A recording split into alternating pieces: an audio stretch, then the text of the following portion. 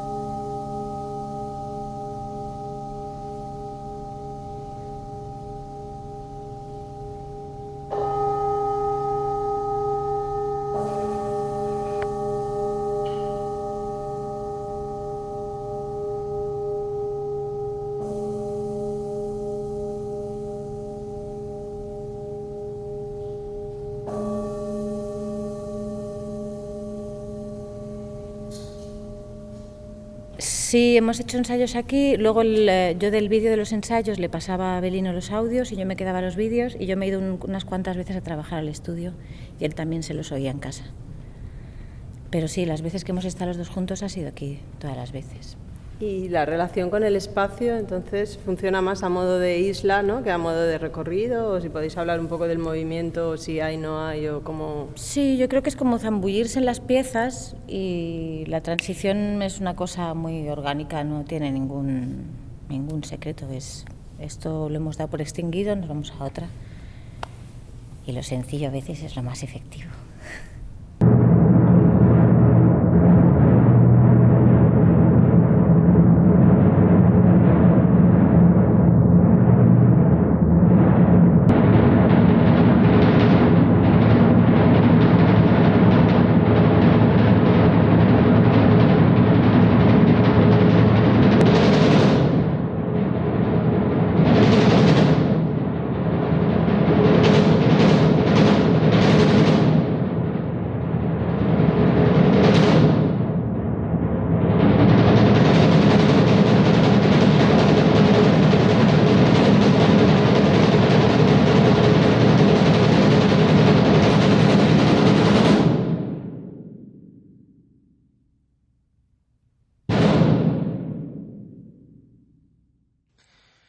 Por la parte que me toca, me he centrado en crear una música textural con un desarrollo lento y progresivo, dando también importancia a la estética de los instrumentos empleados para que funcionasen también a nivel visual con el entorno expositivo.